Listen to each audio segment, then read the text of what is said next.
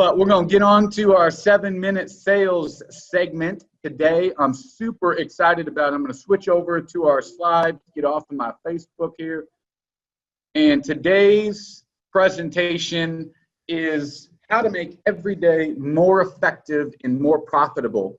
And just a little context for anybody who's joining us for the first time like Joel, these 7-minute sales segments are not supposed to be an exhaustive class on everything that you can do in one particular category. They're meant to be short, concise, but give you some solid foundation and principles that you can work with and then go out and expand on.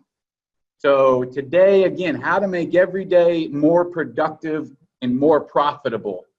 And it's going to start with your goals. Everybody has, beat the subject of goals to death. Because it is that important, and it should be. But, just think of it this way. A winner has already won, right? A winner has already won. A winner has already won. What does that mean? Is that they won before they started. And recently, I was watching that show, A Football Life, and it's the Emmitt Smith episode. For anybody who's seen it, it is fantastic. And by the way, how about them Cowboys last night? But it talks about his goals and how at an early age he had a coach that told him that a goal isn't a goal until you write it down. And at that stage, I believe it was his high school football coach who impressed upon him the importance of that. And from that moment forward, he wrote down his goals every year on a piece of paper and carried it with him at all times. And this right here, it's so amazing. This right here, this image is the paper that he wrote his goals on for the 1993-1994 season. And you can see those goals right there that he had clearly identified and outlined. He hit every single one and surpassed them, I believe, even went to Disneyland at the end. But he carried that around the whole time. And here's something else to think about. Not only did it obviously have a huge impact on where he was headed, but there are teammates that talk about the fact that he had this piece of paper, and you got a rookie on the team who comes in. I remember there was somebody, it was his last season, and Emmitt was going for the all-time rushing record. It was last season, right? Well seasoned, hit all these goals plus others. And there's a rookie on the team that is amazed that old Emmitt Smith pulls out his paper for that year, and on it was 3 things, and one of which was to be the all-time leading or rushing record holder. And it made such an impact on that rookie to think that here's somebody who has accomplished so much, is still working the system, keeping it real, back to roots, doing what got them there. And so it starts with day one. You win before you start by writing your goals down, because until then, they're not real. A lot of us are active. Activity equals movement, but productive time equals results. Think about that. There's a lot of people that are around us every day that are really, really active. But at the end of the day, if there was a scoreboard and I could look over here and see what it says for home and what it says for a visitor, who has more points? There's some exhausted teams that walk off the field of the court that lost. So win before you start. The first win of the day, by the way, is when that alarm clock goes off. And anybody who has read anything about the regiments followed by the military and Navy SEALs and stuff like that, they will talk about the first success and victory of the day comes when that alarm clock goes off, when you make your bed, right? When that alarm clock goes off, it's the opportunity to have the first win of the day.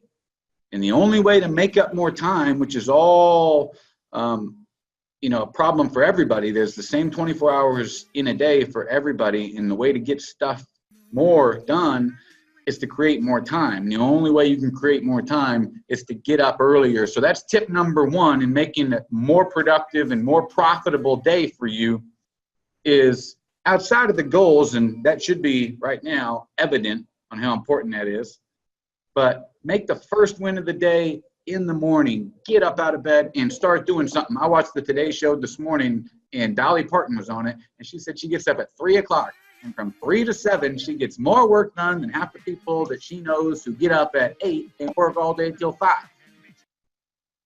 So tip number 2, talking about the goals, and this is something you got to do, guys. Tucker, I know you're going to do it. Everybody else, Joel, you should do this. This is where the rubber meets the road right here. You're going to take out a 3x5 index card, and you're going to write down 3 key simple principles that you will manage every single day by.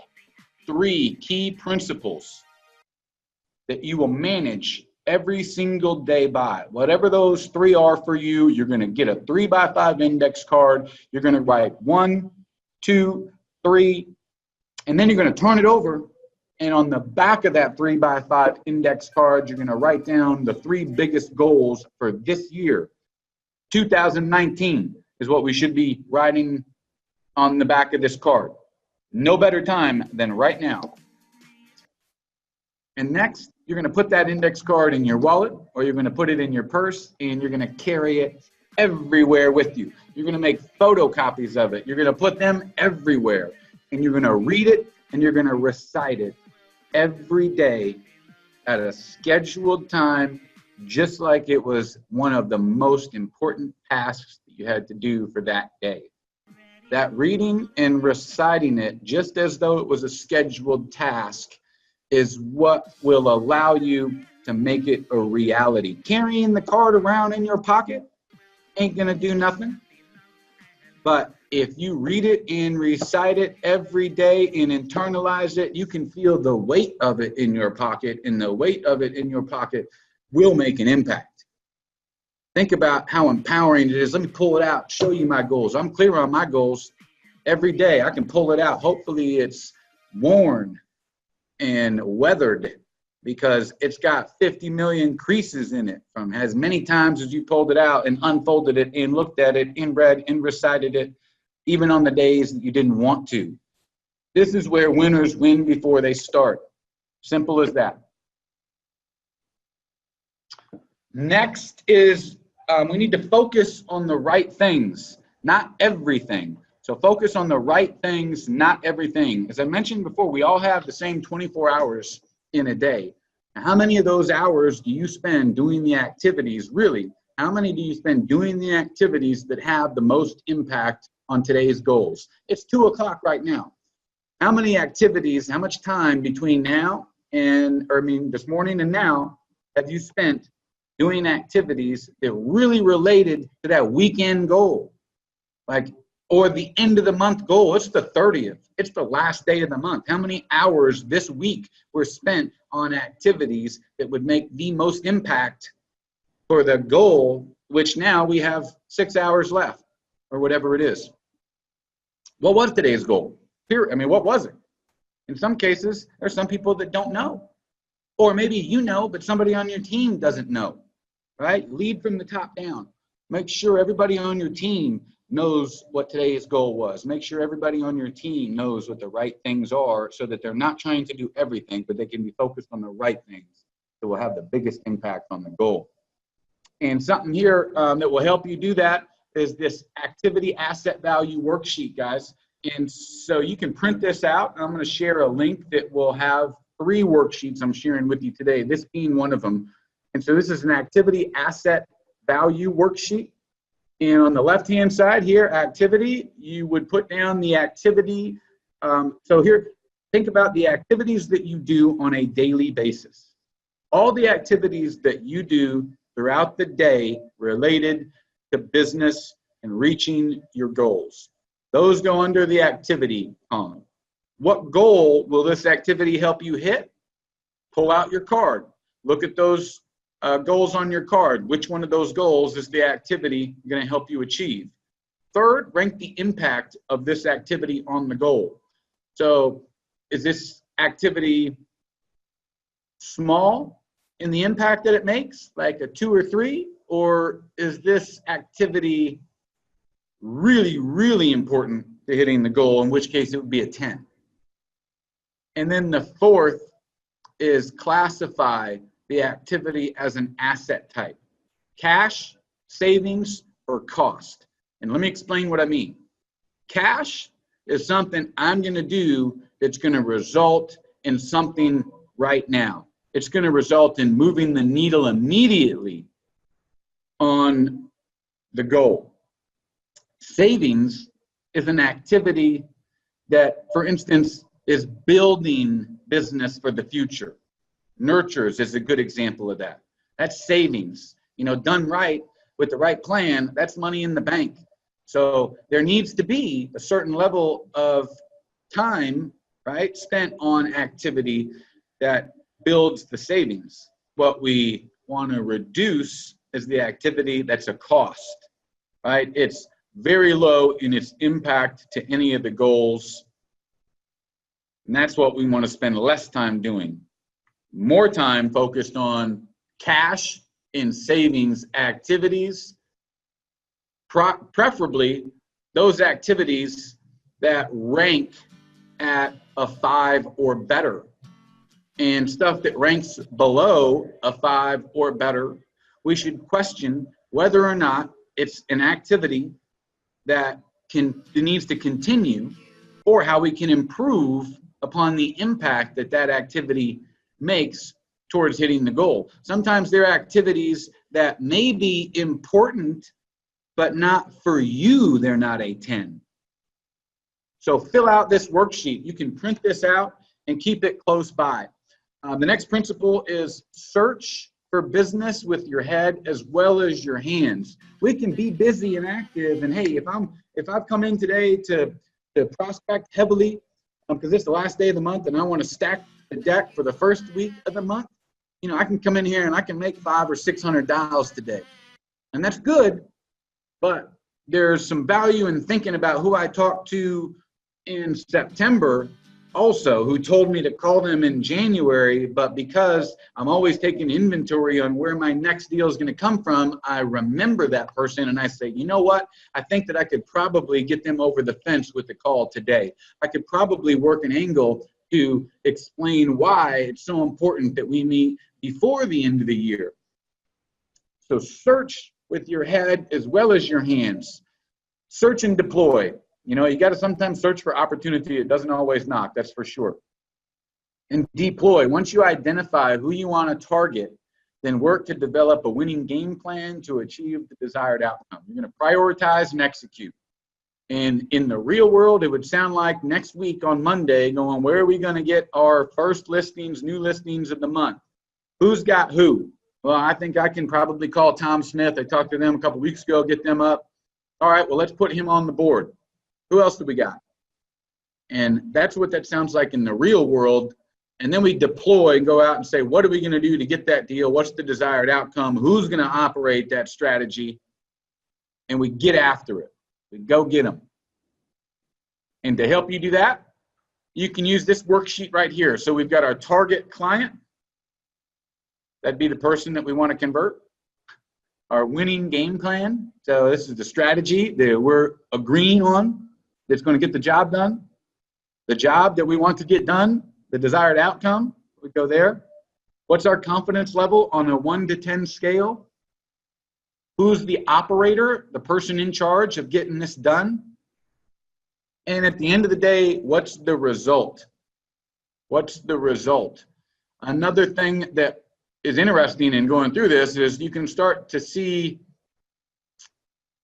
the truth in a person's evaluation of a potential opportunity. If you see somebody keep saying that their confidence level is a 10, but nothing ever happens with their 10s, then we can go and see why it is that they feel that these people are 10s, because maybe they're a 1. Who knows? But it allows us some insight into the thought process of those people that are on your team, and it gives you real, honest to God, 100% real truth about your own perspective on where real opportunities exist. And then you can change your perspective if you need to. You can see these worksheets act as a list. And a list is something I live by. Every single day, I pull out a piece of paper, one of those worksheets, and I write down the stuff that I have to do that day, and I prioritize what's the most important, and I get after it at executing it. So make a list and check it twice. Remember, this is about how to make a day more productive and more profitable. And a big bonus in having that list is it eliminates the anxiety of those things that you know you should be doing, or the anxiety of feeling like there's so much to do that you don't know where to start. So stop managing all this stuff in your head, which I was guilty of doing for years. And the worst part is I thought and still think I'm pretty good at it, but it don't matter, right? Good is not what I live for. It's great. So translate that stuff in your head to tasks on a list, and then prioritize that list each day and move the tasks that will make the biggest impact towards the highest priority goal at the time to the top, right? So focus on those activities and those tasks that will make the biggest impact towards whatever the highest priority goal is at that time. An interesting study, you can click this link when I share these slides, guys, if you want to dig a little bit deeper. But a study from Wake Forest University showed that while tasks we haven't done, this is interesting, distract us, right? So the tasks that we haven't done distract us. That email that you know you're supposed to send, that person that you're supposed to respond to, that person you know you forgot to follow up with, that appointment you went on and you're hesitant to call back because you think they're going to tell you they went with another agent, all that stuff, that's what causes the anxiety. Just making a plan, simply making a plan to get those things done and help free you from that anxiety. So the study says, I can tell you in real life, feels that way to me. I'm not a doctor at Wake Forest University, but I think they're right. And a digital tool that I use, guys, is Google Keep. If you want to use a digital tool, here's a little video that shows you how to use it. You got to watch the ads, of course, these days for anything. But Google Keep is a Google app that's super easy. You can make your lists. Here, I'll show you. I literally use it. Actually, now, guys, I'll tell you, I print them out now more than anything. Now that I said that, I can't find my app here. Oh, well. But check it out, guys. Google Keep.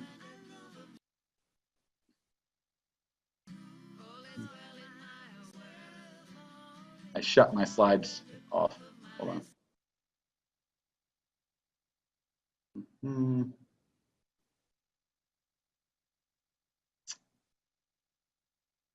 Let me get the right slides back up, guys. But Google Keep is a simple app. One of the things I like about it is you can take voice notes really easily. So I do that all the time. If I think of something and I'm just not in a position or don't want to literally type it out, you can do the voice notes, which make it super convenient. By the way, when you think of something, those tasks that are really important, put it on the list at that time if you can think about it, because I can also tell you that you will forget. You will forget. So use this search and deploy worksheet. We talked about how important the lists are.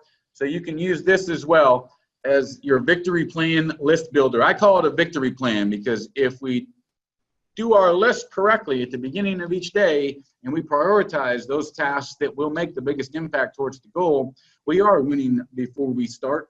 And this is the plan for victory. So we have our task column. We've got what goal is this aligned to? And you're going to refer to your quarterly or annual goal cards. The annual goal cards is that 3x5 index card in your pocket. On the front are the principles you manage each day by. On the back are your goals for that year. I would also have a card that's your quarterly goals for each quarter. For the third column, define how you will know if you did a good job. What does success look like? The fourth, when was this task completed? And then you're going to rank it completed successfully. That's a win. If you did not complete it successfully, that's a failed. Or you didn't even do it, which is a loss or a lose. And so you're going to categorize it that way. That's being honest and real. If you look at your worksheet and it has a whole lot of lose, Just got to be open and real with yourself and say either those things were not high priority tasks that made the biggest impact on the goal at that time, or I need to take ownership for the fact that I didn't do a good job in even getting them done. Getting them done and failing is entirely different than not doing them at all. And then that last column, what contributed to your success, failure, or loss? And over time, the formula reveals itself, right? Over time, there's a pattern. And that's why it's so important to do this stuff consistently, day in and day out.